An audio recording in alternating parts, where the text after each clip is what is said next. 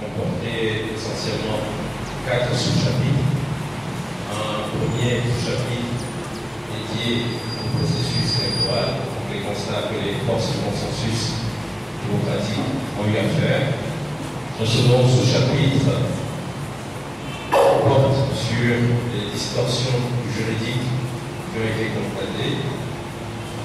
Un troisième sous-chapitre qui rappelle que ce que nous constatons aujourd'hui nous ramène à quelques années en arrière, notamment à l'année 2005, et en définitive, nous lancerons un appel solennel à l'endroit du peuple tournai.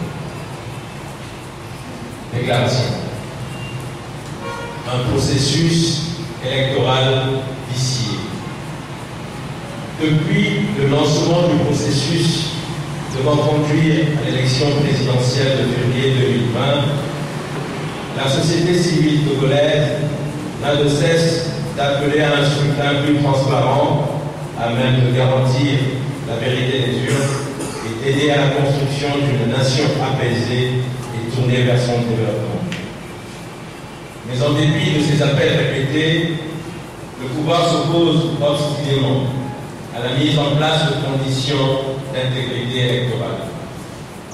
Les 3 et 4 janvier 2020, les organisations de la société civile, des partis politiques et des candidats déclarés ont réitéré leur appel pour une élection présidentielle équitable. Mais à ce jour, on constate toujours que 1. Les citoyens n'ont pas pu se faire inscrire sur les listes et sont ainsi délibérément privés d'un droit constitutionnel. 2. Sur plus d'1 million d'âmes au sein de la diaspora, moins de 350 ont fait l'objet du recensement électoral. 3. Le fichier électoral non audité reste la propriété exclusive du parti au pouvoir. 4. Le vote par anticipation des forces de l'ordre, véritable niche de fraude, est maintenu. 5. Les bulletins de vote ne sont pas authentifiés, favorisant ainsi le courage des urnes. Et enfin 6. Le pouvoir refuse systématiquement et obstinément la proclamation des résultats bureau de vote par bureau de vote, malgré les recommandations fortes des différentes missions d'expertise électorale étrangère qui précisent bien que cette disposition est indispensable pour garantir la transparence et la traçabilité des résultats. Nous allons à présent parler des distorsions juridiques gravissimes. Outre ces entraves à un mode de régulation libre et démocratique de la vie politique de notre pays, on constate des distorsions graves de la loi fondamentale et de la loi organique sur la Cour constitutionnelle, perpétrées au plus haut niveau de l'État. Ainsi, premièrement, en recevant le 30 décembre dernier le serment de 7 membres de la Cour constitutionnelle sur les 9 prévus par la Constitution, le président de la République et la présidente de l'Assemblée nationale ont violé les articles 1er, 2, 92 et 100 de la Constitution togolaise, ainsi que l'article 3 de la loi organique sur la Cour constitutionnelle. Le 23 décembre 2019, la révision de la loi organique du 1er mars 2004 portant organisation et fonctionnement de la Cour constitutionnelle a été faite en violation de l'article 92 de la Constitution. En d'autres termes, à la création, les 9 membres de la Cour devaient tous prêter serment, sans exception aucune, car la possibilité organisée par la loi organique du Cour de fonctionner en l'absence de quelques-uns de ses membres ne peut être confondue avec l'acte de création de cette même institution qui ne peut souffrir d'aucune dérogation. Ensuite, les délais prescrits par la Constitution pour l'adoption des lois organiques n'ont pas été respectées et aucun décret d'application ne soutenant l'adoption et la validation de la loi organique portant organisation et fonctionnement de la Cour. Il y a donc eu de multiples distorsions juridiques qui ont accompagné la mise en place de la nouvelle Cour constitutionnelle. Or, l'alinéa 2 de l'article 7 de la loi organique sur la Cour constitutionnelle dispose que tout manquement aux obligations prescrites par la présente loi organique constitue un acte de forfaiture. Deuxièmement, par ailleurs, l'expert constitutionnaliste de la CEDEAO a proposé un avant-projet de révision de 3 articles de la Constitution. Ce projet de 3 articles fut régulièrement soumis par le gouvernement à l'Assemblée nationale, mais au terme des amendements, les députés ont voté une loi de révision constitutionnelle de 29 articles. Cette loi a été promulguée et publiée au journal officiel de la République le 15 mai 2019. 26 cavaliers législatifs. Nous rappelons qu'il s'agit donc d'un article dont la révision a été introduite à titre individuel par un député.